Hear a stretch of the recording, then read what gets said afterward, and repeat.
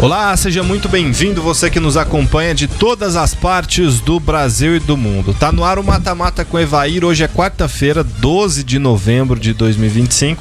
Sou Rafael Tomazetti, nós vamos juntos aqui pela próxima hora, tem muita informação para você aqui no nosso Mata-Mata, Paulistão definido, a situação do Oscar, enfim, tem muito assunto pra gente tratar a partir de agora e contamos com a sua audiência, a sua participação aqui conosco.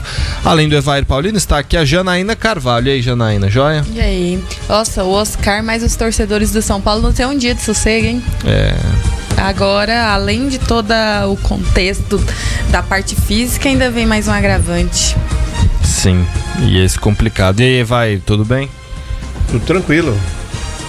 Notícia triste, né? Ninguém esperava assim, uma coisa tão surpreendente assim com o Oscar. Sim, um cara que sempre parece que se cuidou bastante, né? Não é um cara que a gente via falar de exageros na vida fora do esporte. Então, é surpreendente até que ele tenha tido tantas lesões nesse período da carreira e agora com a situação mais grave. Antes da gente falar do Oscar, vamos falar do Paulistão. Está definida a fórmula de disputa do Paulistão 2026 e é enquadrado naquela nova norma da CBF 11 datas. Só que o Reinaldo Carneiro de Bastos, presidente da Federação Paulista de Futebol, ele deseja 12. Diz que vai tentar negociar lá com a CBF uma 12ª data para a final ser em 2 jogos. Porque o formato é o seguinte, serão 8 partidas na primeira fase e aí teremos quartas, semi e final em jogos únicos. Um jogo para as quartas, um jogo para a semifinal e um jogo para a decisão.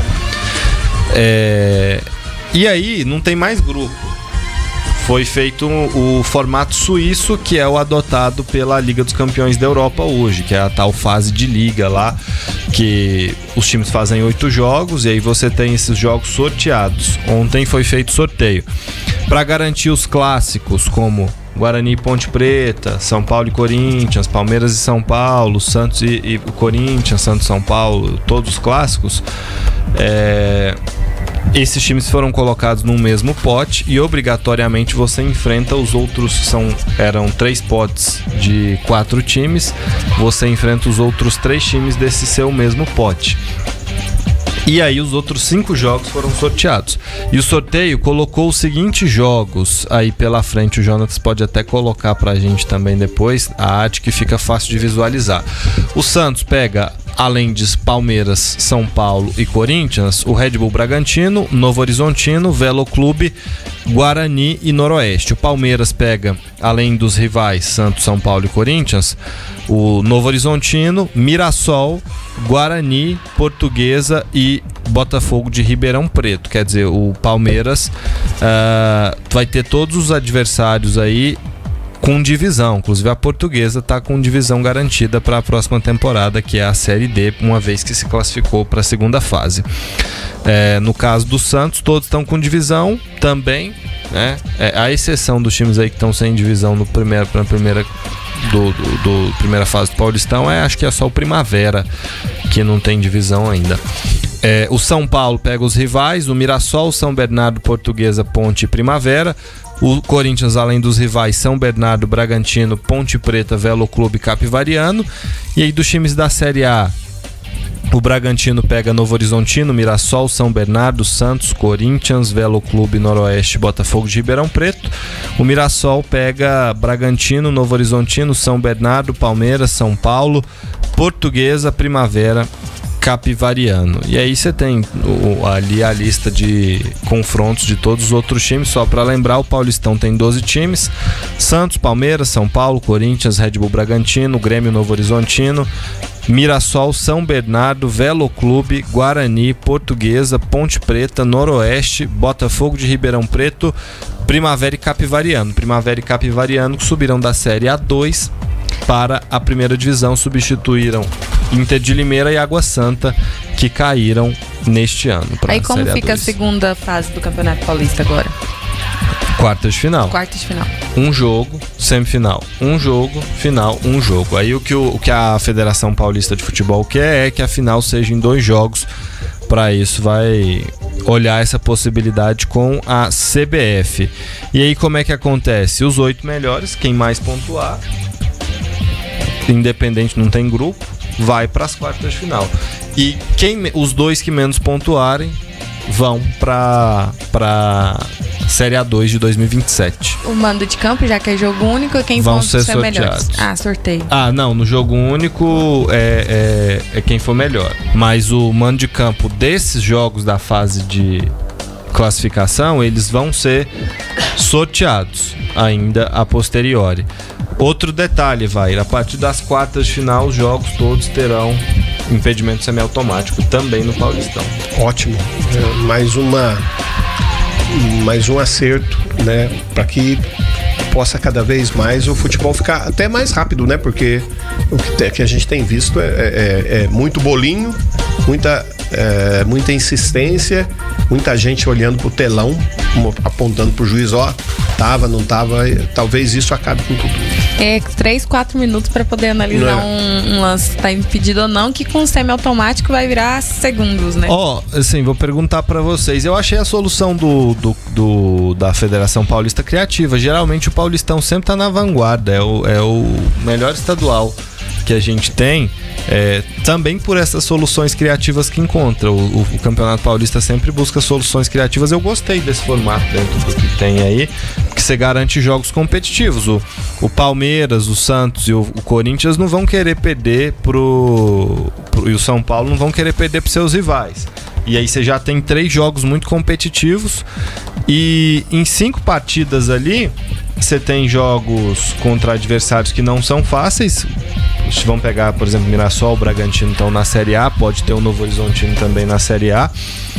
São jogos competitivos que vão existir e basicamente todos eles valem. E ninguém fica com um grupo mais fácil do que o outro, sim, né? Já que todo mundo se enfrenta. Essa era uma crítica que tinha, né? Porque, por exemplo, você tinha lá num grupo Santos, Noroeste, Portuguesa e Inter de Limeira. E aí o primeiro do grupo se classificava. Mas, aliás, os 2 primeiros, né, se classificavam. Mas esses times não duelavam entre si, eles duelavam contra todos os outros grupos. A única lamentação é que diminuiu os jogos, né? Para os times do interior de São Paulo, isso é uma perda.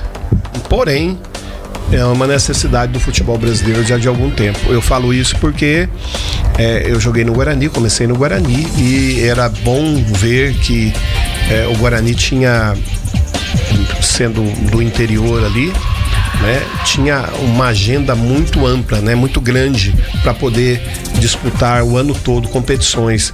E pelas circunstâncias do nosso futebol, o interior acabou perdendo espaço. É lamentável, porém é uma necessidade. O futebol hoje ele não é nem mais nacional, ele é mundial, né? Ele, assim, os jogos, os times estão preocupados em levar sua marca pro mundo todo, né? O pessoal não tá mais preocupado com o campeonato nem nacional em muitos países da Europa. Agora, o Paulistão tem um trunfo. Com exceção do Primavera e do Capivariano, todos esses times vão jogar brasileiro. E na Série A2 tem 3 ou 4 times que vão jogar brasileiro também, Série D ou Série C, caso do Ituano. E a Ferroviária está na Série B e está na Série A2. Então o São Paulo tem muito time que tem calendário nacional. E São Paulo ainda tem a Copa Paulista, que são muitas datas. E vai ter agora a Copa Sul-Sudeste, que esses times aqui que tiveram a redução de datas no estadual. Em São Paulo a redução vai ser de 5 datas, não é tanta coisa assim. Vão ter essa compensação na Copa Sul-Sudeste, que talvez seja até um torneio mais atrativo, porque você vai pegar times de outros estados também regionalizado ali. A ver como é que vai ficar, né? Mas vamos esperar para ver como é que vai se colocar em todos esses jogos, né? Mas assim, querendo ou não, são jogos decisivos, né? O tempo todo ficou mais competitivo, parece que ficou mais, principalmente o Campeonato Paulista. Agora, entre Sul, Sudeste, aí precisa ver que eles vão armar para poder né, ter um calendário também para esses times. No mínimo, na Sul-Sudeste, os times vão ter no mínimo 6 datas, que aí já vai superar o que eles tinham antes, né? Pelo menos uma data a mais.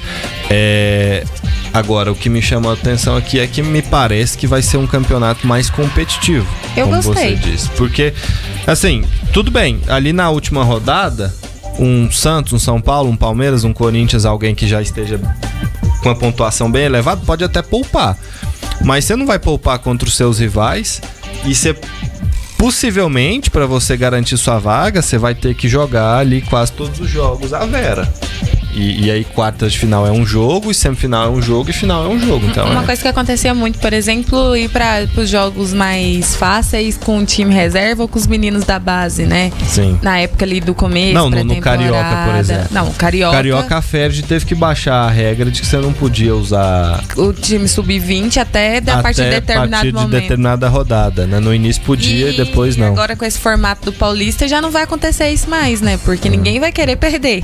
Exato, são todos os jogos basicamente. Pode ter 1 ou 2 jogos ali na fase que dá uma poupada. Você dá uma poupada. Só de acabar com o fato de ter 2 jogos, por exemplo, na semifinal ou na... Porque muitas vezes acontecia de não chegar um dos grandes na semifinal, né?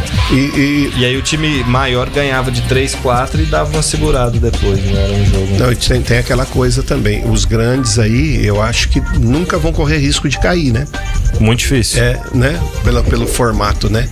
Pelo muito formato difícil. que tá aí, Santos, São Paulo, Palmeiras e Corinthians não vai correr nunca o risco de cair, porque para cair aí num formato desse aí precisa ir muito, mas muito mal. Sim. Na competição. Não, e também dá chance para os menores, né? Que caso se classifiquem aí para a segunda fase, por ser jogo único, dá mais chances de chegarem em uma fase mais muito mais fácil frente, o Noroeste, né? Bater o Palmeiras em um jogo do que em 2. Justo. E as datas já estão definidas, não, né? É janeiro, mas ainda não tem efetivamente as datas aí, mas aí vai ser em janeiro, o campeonato começa, termina em março. Vamos pro primeiro intervalo, daqui a pouco a gente volta.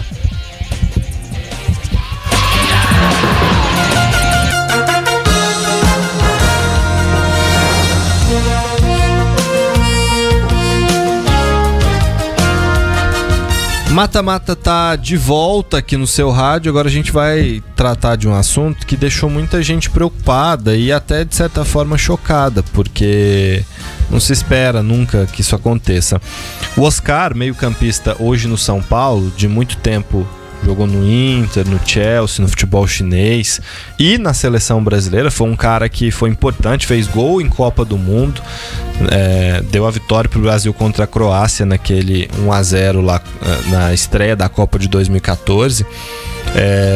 E ele não tem jogado muito esse ano e foi fazer um exame ontem no CT da Barra Funda do São Paulo e apresentou alterações cardíacas no momento desses exames e foi encaminhado de imediato ao Einstein Hospital Israelita. Os relatos são de que ele desmaiou, foi um susto muito grande. A equipe do hospital já estava lá no centro de treinamentos do Tricolor para fazer essa bateria de testes. O Oscar estava numa bicicleta ergométrica, chegou a perder a consciência, foi socorrido pela equipe médica que lá estava e levado para o hospital. Ele está internado na UTI do Einstein. E qual é a grande notícia? Ele está com 34 anos. Para jogador de futebol hoje essa é uma idade jovem. É jovem. Antes de 34 anos você não via, né? Há 15 anos você não via um cara com 34 anos, era raro. Era um Evair que chegou ali aos 37. 38. 38. Mas a regra era ali 33, 34 na média. Uma o pessoal parava. Ele desmaiou com a notícia ou ele desmaiou fazendo o teste? Não, ele desmaiou no teste. E aí verificaram que teve alterações cardíacas.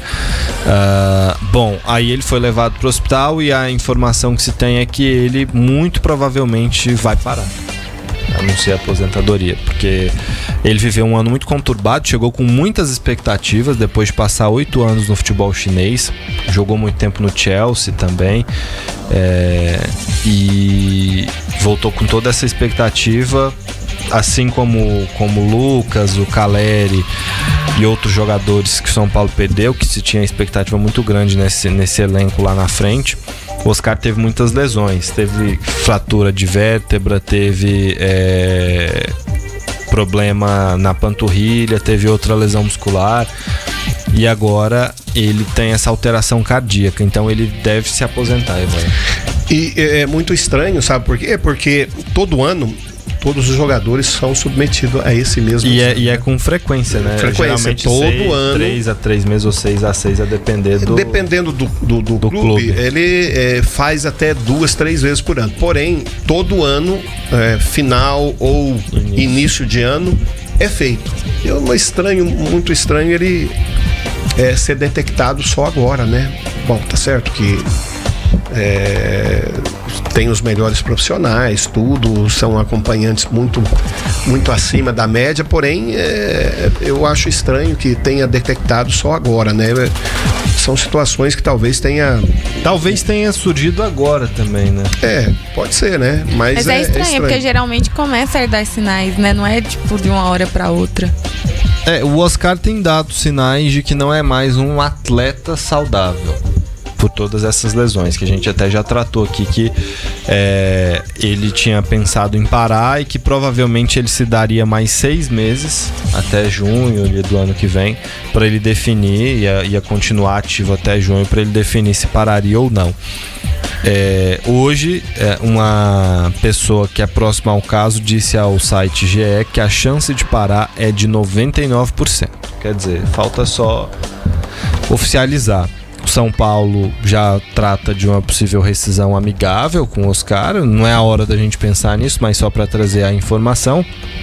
E a família do Oscar tem impressionado muito ele para parar, porque eles têm 2 filhos, ele e a esposa, e não precisa de dinheiro. O patrimônio dele, segundo essa mesma reportagem aqui do GE, é de R$1 bilhão. Não duvido. E eu acho que também pra parte psicológica, né? Não faz bem ficar insistindo, porque quando a gente desempenha algo que a gente consegue fazer em alto nível, depois cai e a gente não consegue retomar, a gente se cobra muito, né? E o psicológico nessa altura do campeonato vai embora. E dá uma atenuada quando você tem uma situação como essa, pra você realmente, o duro é quando você não tem nada e tem que parar. Essa aí já é dá uma aliviada, né? Dá uma aliviada. Não, eu preciso parar, eu preciso curtir a família, eu preciso aproveitar outras situações, porque dentro do futebol ele, acredito eu, que tem aproveitado o máximo, porque jogou fora, ganhou dinheiro, foi campeão, então foi pra seleção brasileira, 34 anos, é um momento, para um profissional do futebol, é um momento bom de se parar também. Ele que fez a carreira na base no São Paulo, né? Ele é paulista de Americana. Depois, se vocês se lembrarem, ele surgiu muito bem no São Paulo. São Paulo tentou renovar, foi pro Inter, foi campeão com o Inter da Libertadores da América. E aí o desempenho dele no Inter chamou a atenção do Chelsea, foi negociado, jogou no clube inglês por 4 temporadas e meia, foram muitos jogos lá, também brilhou. Nesse período estava na seleção brasileira, jogou Copa do Mundo. E aí em 2017, no meio da temporada europeia, ou seja, no início do ano, ele deixou o Chelsea e foi pro Xangai da China, o Xangai SIPG, que ofereceu valores muito altos. À época ele ainda estava em condições de entregar muito no futebol da elite europeia, fosse no Chelsea ou em qualquer outro clube de uma liga italiana, inglesa, o espanhola, enfim. E aí ele jogou 8 anos no Xangai. 8 anos, foram muitos jogos e muito dinheiro. Aí ele decidiu voltar para o São Paulo agora, já no final da carreira, com a vida feita. Só que sofre com esse problema, já sofria com esse problema de lesões e agora um susto desse. E coração não é coisa para brincar, né? Porque o maior número de mortes no Brasil e no mundo é por doenças cardíacas. Então precisa ter cuidado mesmo, até para querer se desempenhar como um atleta de alto nível é muito complicado. E eu imagino que um cara como ele, que já ficou fora quase o ano todo no São Paulo, ele deve ficar muito preocupado, né? Assim, casos à parte, né? Porque é um problema do coração, já não tem nada a ver com o clube, mas que maré de azar também no São Paulo, né? Nada que tá fazendo tá funcionando, o departamento médico não esvazia, quando pensa que vai, volta. E aí agora ainda mais esse problema. O Oscar fez só 21 jogos, Evair, pelo São Paulo esse ano. 2 gols, 5 assistências nesses 21 jogos. Muito pouco, porque o Neymar, curiosamente, também fez esse mesmo número de jogos pelo Santos. O Neymar é outra situação, eu imagino, né? Porque a gente não sequer ouve falar da vida do Oscar fora de campo, sim, né? Provavelmente um profissional exemplar. Provavelmente sim. O São Paulo, ao longo dessa temporada, já fez 61 jogos, o Oscar ficou fora de 40. Então. É muita coisa, é muita coisa. E um investimento alto, né? Porque é um dos maiores salários do elenco, sem dúvida. E aí agora continua fazendo jus ao que o presidente falou, né? Em contratar jogadores mais jovens para a próxima temporada, né? Não pode. O São Paulo não pode estar ao luxo de perder tantos jogadores assim. E jogadores mais velhos, eles precisam ser poupados, eles correm mais risco de lesão. E perder tanto dinheiro, né? Porque, consequentemente, tá perdendo dinheiro. Porque se paga muito caro no atleta para ele não jogar. Então tá perdendo dinheiro. E tá perdendo dinheiro e a situação lá tá complicada. A gente vai continuar no São Paulo, mas sair do assunto Oscar. O Muricy Ramalho, que é um dos diretores do São Paulo, ele fez uma previsão complicada para o torcedor. Disse o Muricy, e o Muricy é um cara, assim, São Paulino, ele é coordenador técnico e ele é bastante... Muricy é bastante pé no chão. Ele disse que 2026 vai ser um ano ainda mais duro para o São Paulo. Ele disse que as dificuldades financeiras devem impactar ainda mais nos resultados esportivos do tricolor. Abre aspas porque ele disse numa entrevista à TMC Sports. Em relação ao ano que vem, já fizemos reuniões. No futebol não dá para esperar acontecer, temos que sair antes. O que mais pega é a parte financeira. O ano que vem vai ser muito mais duro, muito mais difícil que esse ano. Vamos ter que fazer coisas diferentes para tentar reforçar o time. Nosso presidente sabe disso. Vamos fazer o possível. Fecha aspas pro Muricy Ramalho, que torcedor de São Paulo não fica nada otimista depois de uma fala dessa. Algo diferente eles já deveriam estar fazendo já há algum tempo, né? Base, né?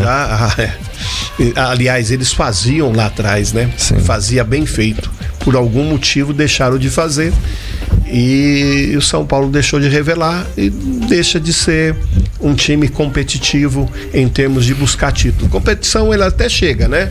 Chega em Libertadores, pode até chegar em Libertadores, Mercosul, porém é muito abaixo daquilo que se espera a torcida do São Paulo. Parece que essa ideia, Janaína, vai a Janaína já falou de rejuvenescer o time, mas assim, isso vai abrir agora mais as portas para jovens da base. Esse é um fato. Só que não vai ser só isso. O São Paulo também vai buscar reforços no mercado jovens.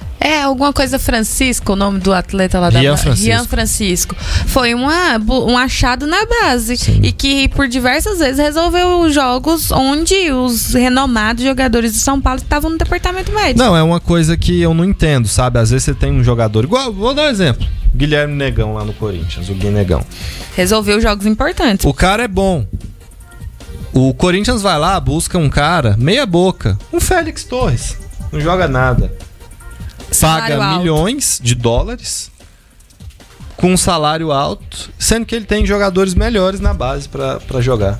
Faz sentido? Aí o Corinthians que deve pra todo mundo, né? Aí é custo e benefício, né? Você vai ter uma entrega maior e vai gastar menos, porque consequentemente o salário desses atletas da base não é nada astronômico igual acontece com esses jogadores que trazem fora. Nada comparado.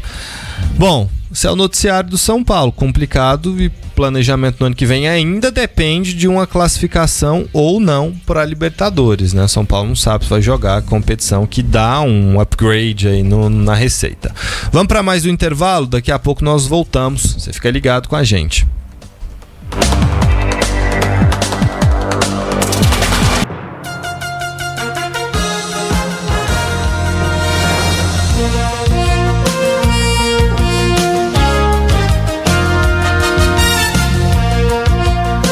Estamos de volta aqui no Mata Mata com Evair Olha, assim, tem coisas muito curiosas que acontecem aqui no nosso futebol e essa é uma delas. A gente falou do número de desfalques que o Palmeiras vai ter, contando os lesionados são 12, o Flamengo tem 7. É assim, os 2 principais times do país vão ter um time inteiro de desfalques por conta da data FIFA. E o problema não é isso, o problema é ter esses jogadores no momento que eles vão jogar. Eles não deveriam jogar na data FIFA, mas o nosso calendário não tem mais datas, né? Para caber o calendário do futebol brasileiro teria que ter um ano de 472 dias. E conforme a gente falou que ontem você ressaltou, né? Sorte que não estão na Copa do Brasil, que senão a situação ainda era pior. Pois é. E aí o Palmeiras todo desfigurado sonha, Evair, em trazer o Flaco Lopes para jogar contra o Santos. Como? Me pergunto. Então, a apuração que o pessoal fez é a seguinte: ele tá na seleção argentina. A seleção argentina joga sexta-feira contra Angola. Pega Angola. Em que lugar joga? Na Angola. Nossa. Em Angola. E aí, o Palmeiras está tentando liberar o Flaco para o jogo contra o Santos. Por quê? Porque a Argentina só joga contra Angola agora. Não tem outro jogo depois. Não tem 2 jogos na data FIFA como normalmente as seleções fazem, sabe? Sim, e aí teria que trazê-lo de Angola pra cá. Vai jogar num dia na sexta-feira. Na sexta-feira é o jogo do no Palmeiras. Sábado. É no sábado. Que beleza, hein? Mas é um desfalque a menos, né? É um desfalque a menos acontecer. Muito, né? O fato curioso é esse, que normalmente na data FIFA você faz 2 jogos. Todo mundo faz 2 jogos. A Argentina vai fazer só um jogo contra Angola sexta-feira. E aí depois não tem mais jogo. A Argentina só joga ano que vem no Catar contra a Espanha. Já está confirmado esse jogo. Que é a tal da finalíssima, né? Que é o campeão da Euro contra o campeão da Copa América.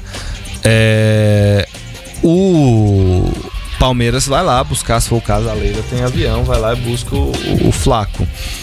E aí... Mas a logística é muito difícil. Deixa eu ver quantas horas de voo de Angola. No mínimo você tem que ter pelo menos umas 20 horas de voo. 8 horas e 25 minutos. Não, mas perdão. 8 horas e 25 minutos aí com escalas dá 11 horas e 50. Como o Palmeiras imagino que ia num voo próprio, 8, 9 horas de voo, mais ou menos, de Luanda pra cá. O jogo lá termina... deixa eu ver que hora que é o jogo no horário da Angola. 18 horas lá, então... Vai terminar 20 horas. Lá, né? Que aqui... Atravessar a madrugada. Aqui vai ser 13 horas de Brasília, então vai terminar 3 da tarde aqui. Aí você chega lá, o avião já vai estar lá, imaginemos que o avião já vai estar lá. 1 hora da tarde aqui no Brasil, o jogo termina 3, aí você dá 2 horas ali pra ele, a logística, né?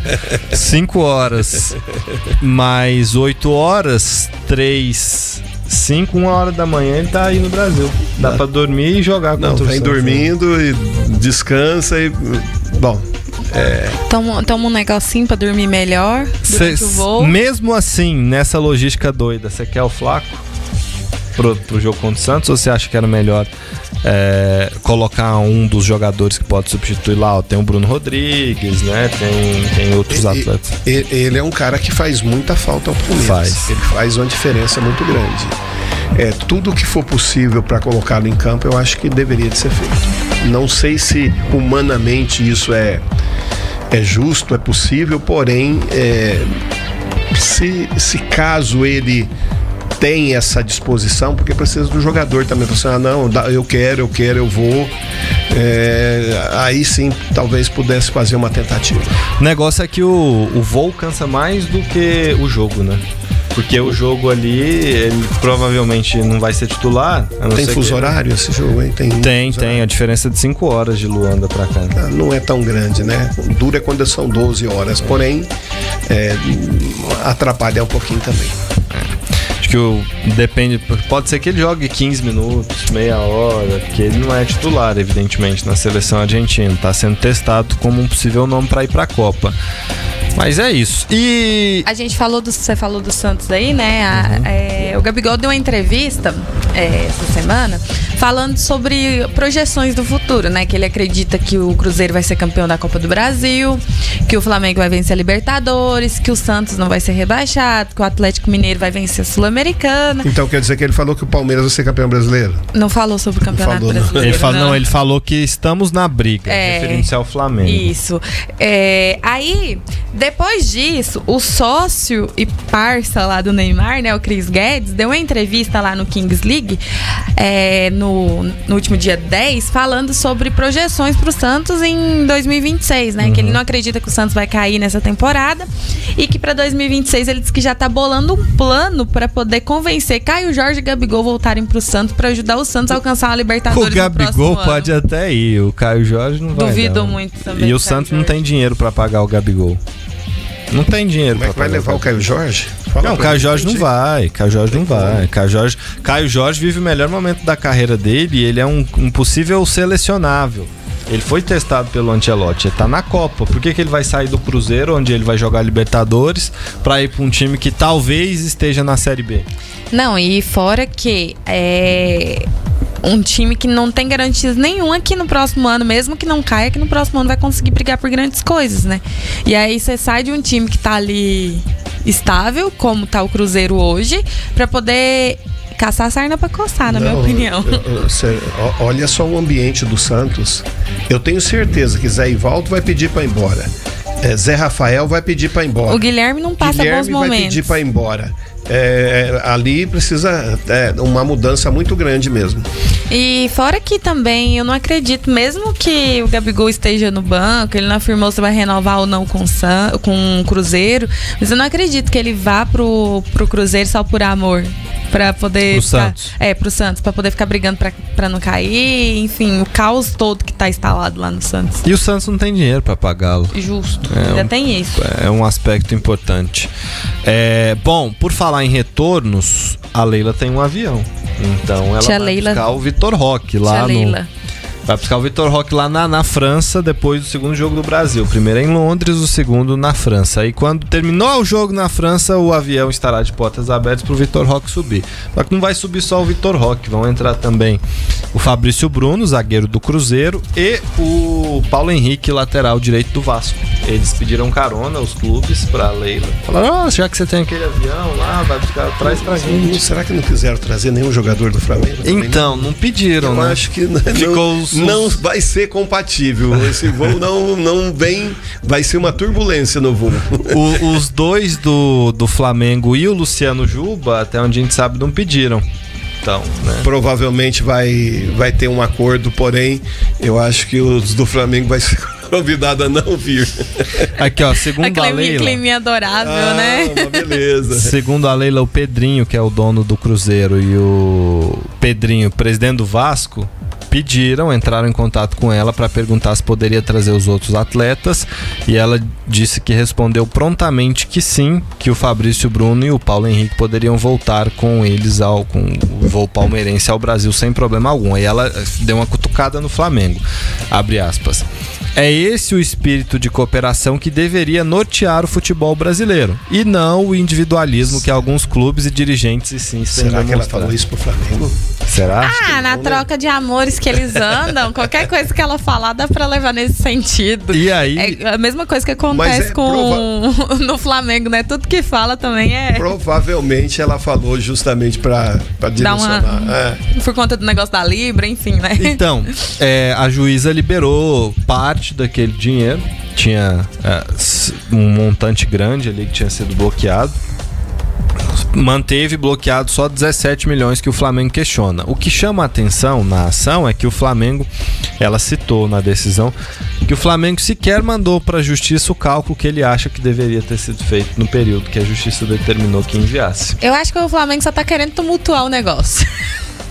Porque se tivesse preocupado com receita, com valores, teria enviado o cálculo. Pois é. E aí, por fim, por falar de retornos, expectativas, Pedro, informação de uma setorista do Flamengo, me falha o nome dela aqui agora.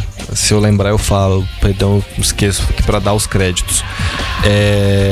Que o Pedro tá definido que ele vai voltar para a final da Libertadores com ou sem dor. Porque foi uma fratura no braço, né? Eu acho o Pedro muito cheio de toque, sabe, assim.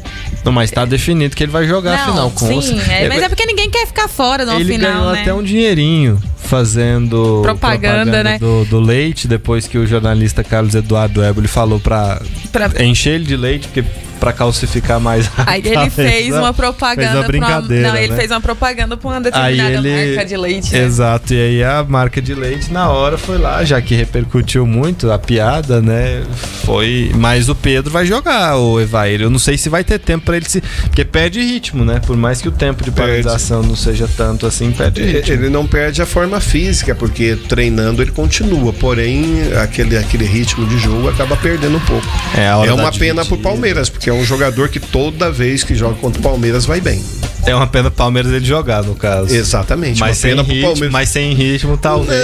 Não, eu acho que o ritmo se faz jogo treino, se faz coletivo, você pode... Atrapalha um pouco? Sim, atrapalha. Porém, é algo assim que basta alguns joguinhos, treinos e alguns treinos que dá pra você readquirir. Antes desse jogo, o Flamengo pega o Sport final de semana agora, depois o Fluminense. Para esses dois aí ele já tá fora. Talvez volte contra o Bragantino, se for um retorno antecipado, que eu duvido. Possibilidade seria tentar escalá-lo contra o Atlético Mineiro, né? Que aí ele ganha um ritmo para jogar o jogo contra o Palmeiras na final da Libertadores. Já que vai voltar com dor, um jogar mais, um jogar menos, vai fazer diferença, uns minutinhos, né? Pelo menos uns 20 minutos contra o Galo na terça-feira antes da final da Libertadores e vai pra decisão. É uma possibilidade também para ele readquirir esse ritmo, ou pelo menos parte do ritmo. Vamos para mais um intervalo, daqui a pouco a gente volta para a reta final do nosso mata-mata.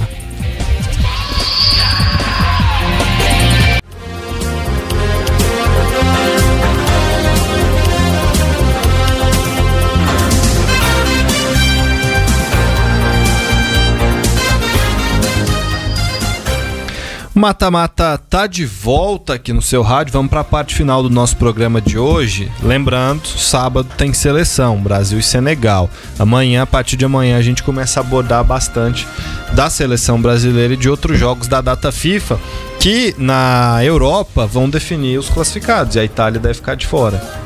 Uma vez? Pelo menos da classificação direta. A Itália ainda vai tentar na repescagem, né? E pega quem na repescagem? Já sabe? Ainda não. Primeiro tem que confirmar que vai ficar de fora. 3 vezes seguida? Imagina, uma tetracampeã do mundo. Que fase também, hein? Eu já tentei explicar pra vocês o que aconteceu aqui, né? Mas, olha, é vergonhoso. É vergonhoso. Formação italiana deixou de acontecer. E também aquela dificuldade de manter o jogo defensivo italiano também pesou muito, né? Enfim, a Itália que pega já amanhã a Moldávia fora e a Noruega, que é o jogo-chave. Para se classificar, a Itália precisaria tirar assim, uma diferença absurda de gols da Noruega. Deixa eu até conferir aqui exatamente o número de gols, mas é uma distância enorme que tem entre a Itália e a Noruega. Peraí que eu fui na coisa errada aqui. Eliminatórias da Copa do Mundo da FIFA. A Itália tá com um saldo de gols 16 gols a menos que a Noruega, ou seja, teria que tirar, e pode ser que aumente, né, porque a Noruega também vai jogar e pega a Estônia, então vai golear, porque a Noruega goleou todo mundo, inclusive a Itália, fez 3-0 na Itália. Eu imagino que... Num grupo bem tranquilo ali. Não era um grupo impossível da Itália, não, né? Não. É um grupo bem normal para quem quer chegar a uma Copa do Mundo. Então é incompetência mesmo, né? Incompetência mesmo. É um grupo que, assim, tem a seleção norueguesa, que hoje é uma seleção forte. Hoje tem jogadores na Premier League, vários, tem muitos atletas bons. Não só o Haaland, né? O Haaland é um absurdo, mas tem vários outros. Ele é fora da média, né? Inclusive tem do Arsenal, me falta o nome aqui, o Odegaard, né, que jogou no Real Madrid, hoje é titular do Arsenal, enfim. Mas hoje a Noruega é uma seleção sem dúvida mais forte que a Itália. A Itália vai tentar a sorte na repescagem, a ver o que virá. Mas vamos abordar aqui agora o fair play financeiro. fair play financeiro que os clubes bem estruturados pediam, os endividados como São Paulo, Corinthians, Santos sempre foram contrários.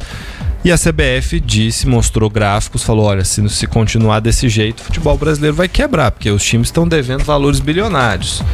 Então, se a gente não ajustar, se não corrigir essa rota agora, daqui a pouco ninguém tem mais...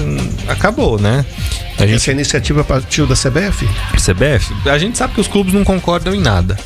Eles não conseguem criar uma liga que eles próprios Eles são planejaram. sócios de um campeonato. Eles são sócios de um campeonato. Todo mundo quer ganhar o campeonato, mas eles são sócios. O sócio quer o bem comum. Eles não conseguem ajustar isso. Fica uma brigaiada daqui, outra dali, por coisas pequenas e não se resolve. Então, se a CBF não chegar e falar é isso, não resolve. Bom, implementação gradual vai começar a partir de janeiro do ano que vem.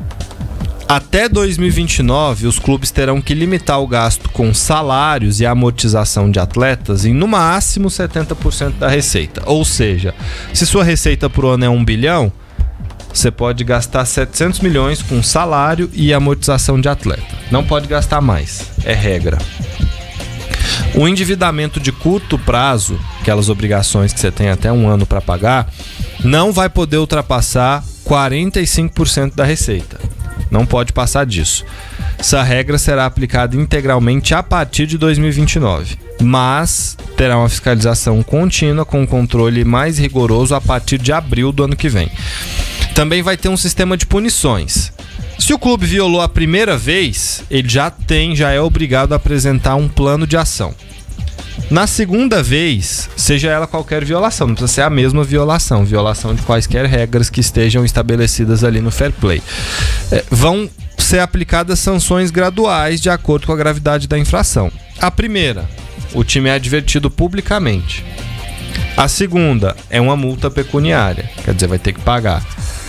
Depois, receitas vão ser retidas. Não colocaram o valor da multa, não. Ainda não, vai depender da infração. Retenção de receitas. A partir daí, o clube já vai ter receitas dele seguradas, até para garantir o pagamento de dívidas e de salários. Quarta punição, que muitos times brasileiros já têm sofrido da FIFA: proibição de inscrição de atletas, transfer ban. Corinthians está com transfer ban. São Paulo teve. Enfim. Terceira, que acontece muito na Europa. Muito, por conta do fair play. Dedução de pontos. Se o time não está bem financeiramente, se violou várias vezes essa regra, perde pontos. Pode ser 3, pode ser 6, pode ser 15, pode ser 1. Vai depender da gravidade.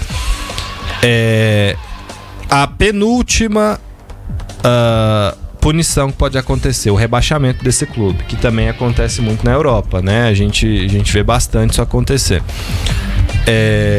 E por fim, se chegar num ponto ali terrível, esse clube não terá sua licença cassada, não vai poder mais disputar nenhum campeonato. Lógico que isso aí é um caso assim de falência, né? Assim como o rebaixamento também não é falência, mas é quase. O Corinthians se encaixaria em qual grupo aí? O Corinthians, do jeito que tem ido, o Corinthians entraria no rebaixamento. O Corinthians entraria no rebaixamamento aqui. Porque tem transfer ban, tem um monte de situações. Já teria perdido pontos, o Corinthians teria perdido pontos. Agora, na Inglaterra, o Sheffield Wednesday, que é um time tradicionalíssimo, é dono do Hillsborough, o estádio que passou por aquela... Foi chave naquela mudança ali de cultura do futebol inglês, até a elitização dos estádios, porque teve aquela morte de torcedores do Liverpool lá, presos por conta da... Enfim, o Sheffield Wednesday é um time tradicionalíssimo, de uma torcida muito apaixonada, e perdeu por conta do dono, uma má administração, né?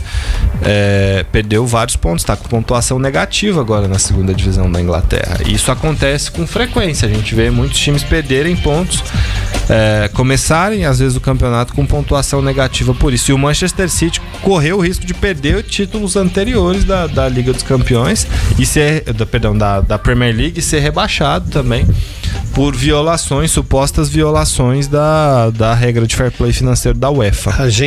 Eu sempre cresci, onde eu comecei no futebol, eu sempre ouvia dizer que quando o rival da cidade cresce, a tendência do outro rival também crescer. Sim. Por causa da rivalidade. Porém, eu tive uma experiência ali em Campinas, estou me referindo a Campinas, em que um empresário queria anunciar o seu produto na camisa do Guarani e na camisa da Ponte Preta. Isso eu presenciei. Só que um queria ganhar mais que o outro. Se um falasse assim, eu quero 1 milhão para colocar na minha camisa, o outro ia querer 1.200.000. Então, e assim ia. Então, no final, nenhum dos dois tinha um grande patrocinador, porque em Campinas, principalmente, se você anunciar o seu produto numa camisa e não anunciar na outra, a outra parte de Campinas não te compra. Isso é muito comum. É muito comum e é um erro muito grande. É um erro de estratégia muito grande dos dois times. Por quê? Porque os dois ficam sem ganhar. Os dois não tinham o patrocínio. E isso é uma burrice muito grande que só a rivalidade cega é que faz isso acontecer, né? Foi proposto também fazer um estádio só em Campinas para os dois, um lado preto e branco, né? um lado preto e branco, o outro lado verde e branco. Não se chegou a um acordo. Por quê? Por causa dessa rivalidade absurda e burra, porque nenhum dos dois ganha. O estádio da Ponte Preta inundado, decadente, o estado do Guarani precisando de reforma do mesmo jeito, mesmo assim não se chega a um acordo nunca. Isso é falta de inteligência do lado profissional, porque acaba faltando para os dois lados e os dois acabam estando na situação que está, brigando a Série C, coisa que brigavam lá em cima. O que aconteceu, né? Isso, assim, quando há 20 anos, 25 anos, esses clubes eram times de elite do futebol brasileiro, poderiam não brigar sempre por títulos, mas estavam ali, incomodavam sempre os gigantes e torcidas muito apaixonadas, né? E eu acho que isso aí é um problema entre os dirigentes, né? Eles precisariam entrar em um acordo. É porque aí a maior parte das vezes fala assim, a torcida não aceita. Vão reclamar no primeiro momento, mas depois passa. Se vê o dinheiro, se vê as coisas acontecerem, deixa pra lá, eles vão esquecer. O meu produto tá lá, não interessa, o meu também tá, o dinheiro tá aqui e acabou. E a primeiro momento a torcida vai brigar, vai chiar, vai reclamar, igual se fazer um estádio único, mas passa, na hora que vê o time brigando por coisa melhor, brigando numa divisão melhor no campeonato nacional, o piti do torcedor vai passar. Só um último detalhe aqui sobre o fair play. Os clubes precisam ter um equilíbrio operacional. A partir de 2028 precisarão apresentar receitas relevantes maiores ou iguais aos custos relevantes, atingindo um resultado operacional que não seja negativo. Tem que ser no mínimo empatado. O período de transição vai ocorrer nos próximos 2 anos. Também precisará de um controle de dívidas. Eles precisarão quitar novas dívidas com credores relevantes até janeiro, daqui 2 meses.